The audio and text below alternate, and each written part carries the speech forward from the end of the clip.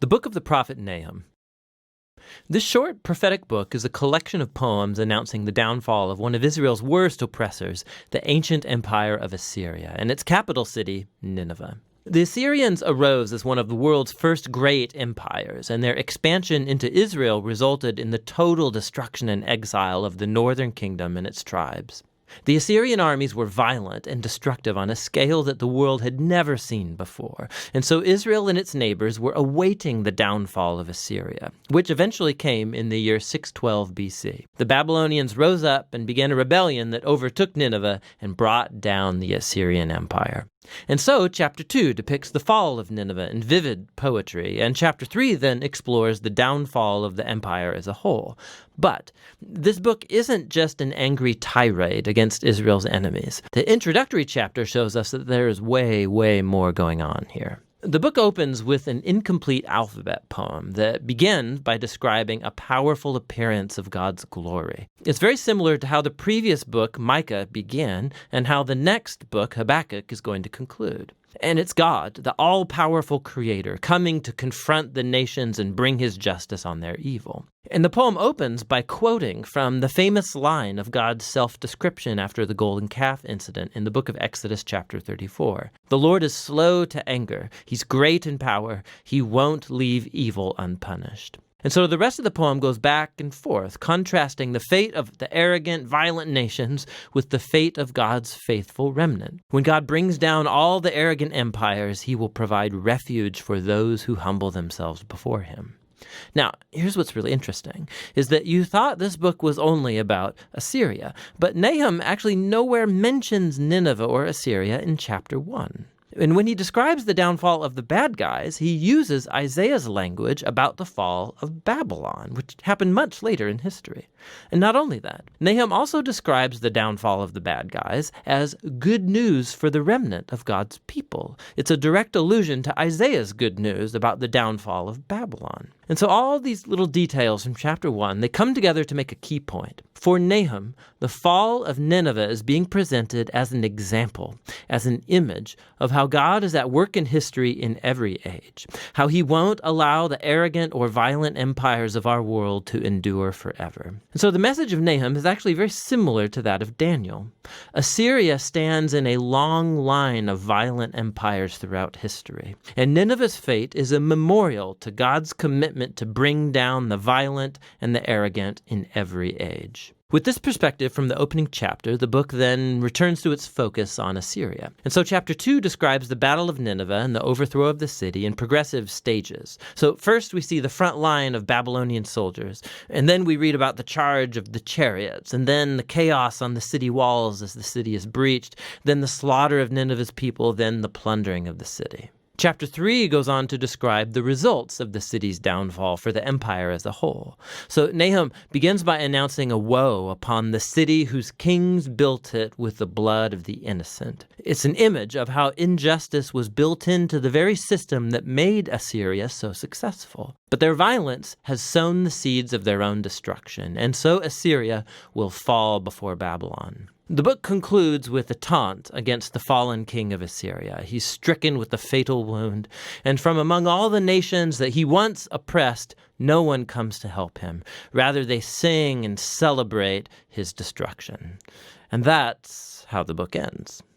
Now, this is a gloomy book, but it's important to see how Nahum's message addresses the tragic and perpetual cycles of human violence and oppression in every age.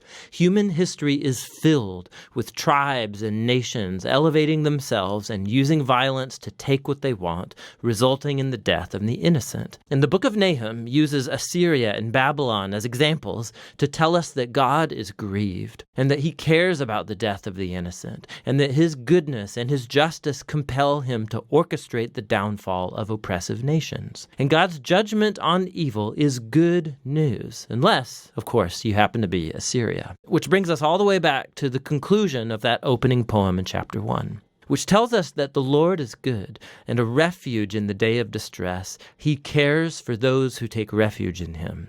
And so the little book of Nahum invites every reader to humble themselves before God's justice and to trust that in his time he will bring down the oppressors of every time and place.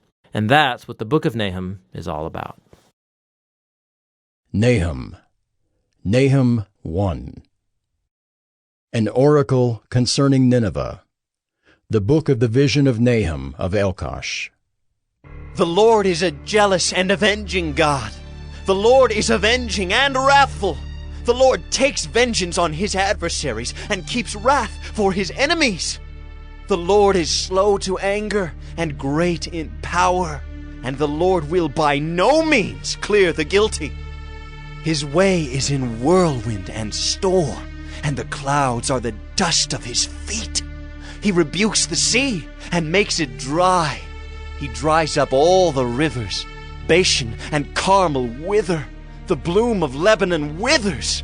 The mountains quake before him. The hills melt. The earth heaves before him. The world and all who dwell in it.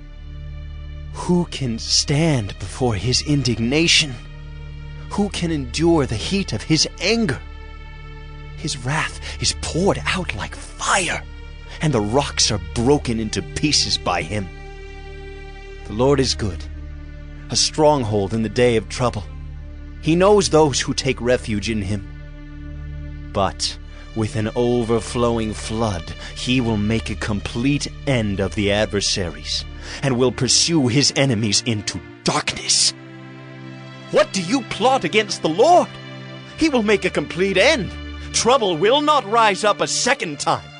For they are like entangled thorns.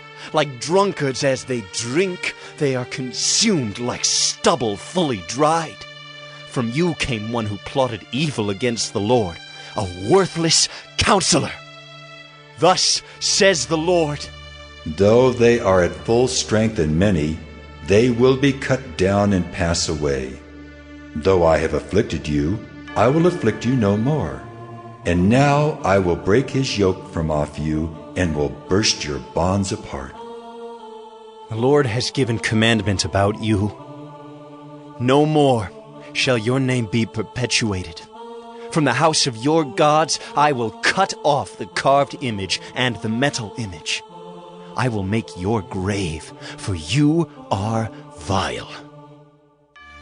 Behold, upon the mountains, the feet of him who brings good news, who publishes peace. Keep your feasts, O Judah. Fulfill your vows, for never again shall the worthless pass through you. He is utterly cut off. Nahum 2. The scatterer has come up against you. Man the ramparts, watch the road, dress for battle, collect all your strength. For the Lord is restoring the majesty of Jacob as the majesty of Israel. For plunderers have plundered them and ruined their branches. The shield of his mighty men is red. His soldiers are clothed in scarlet. The chariots come with flashing metal on the day he musters them. The cypress spears are brandished.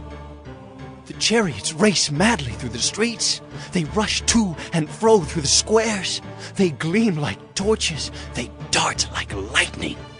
He remembers his officers. They stumble as they go. They hasten to the wall. The siege tower is set up. The river gates are opened. The palace melts away. Its mistress is stripped. She is carried off. Her slave girls lamenting, moaning like doves and beating their breasts. Nineveh is like a pool whose waters run away. Halt! Halt! They cry, but none turns back. Plunder the silver, plunder the gold. There is no end of the treasure or of the wealth of all precious things. Desolate, desolation and ruin. Hearts melt and knees tremble. Anguish is in all loins. All faces grow pale. Where is the lion's den? The feeding place of the young lions, where the lion and lioness went, where his cubs were, with none to disturb. The lion tore enough for his cubs and strangled prey for his lionesses. He filled his caves with prey, and his dens with torn flesh. Behold, I am against you, declares the Lord of hosts, and I will burn your chariots in smoke, and the sword shall devour your young lions. I will cut off your prey from the earth, and the voice of your messengers shall no longer be heard. Nahum 3. Woe to the bloody city, all full of lies and plunder, no end to the prey. The crack of the whip and rumble of the wheel, galloping horse and bounding chariot, horsemen charging, flashing sword and glittering spear, hosts of slain, heaps of corpses, dead bodies without end. They stumble over the bodies, and all for the countless whorings of the prostitute, graceful and of deadly charms, who betrays nations with her whorings, and peoples with her charms. Behold, I am against you, declares the Lord of hosts, and will lift up your skirts over your face. And I will make nations look at your nakedness, and kingdoms at your shame.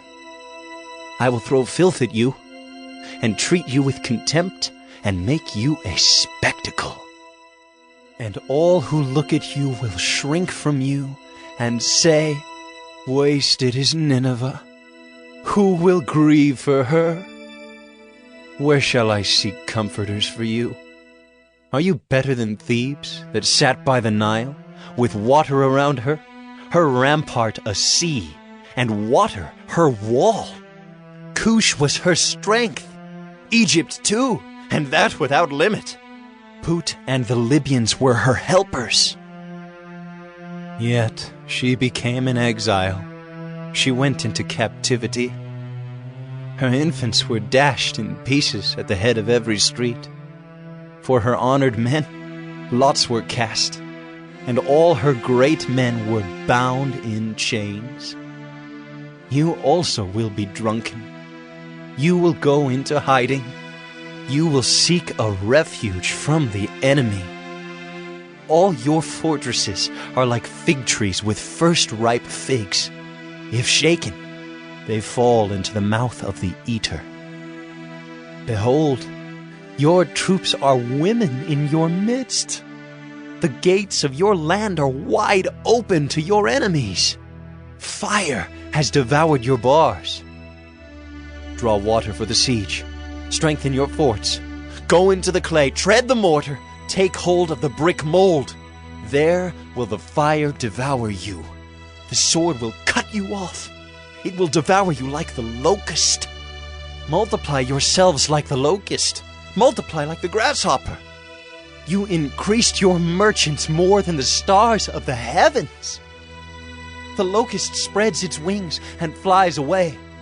Your princes are like grasshoppers. Your scribes like clouds of locusts settling on the fences in a day of cold. When the sun rises, they fly away. No one knows where they are. Your shepherds are asleep, O king of Assyria. Your nobles slumber. Your people are scattered on the mountains, with none to gather them. There is no easing your hurt. Your wound is grievous. All who hear the news about you clap their hands over you. For upon whom has not come your unceasing evil?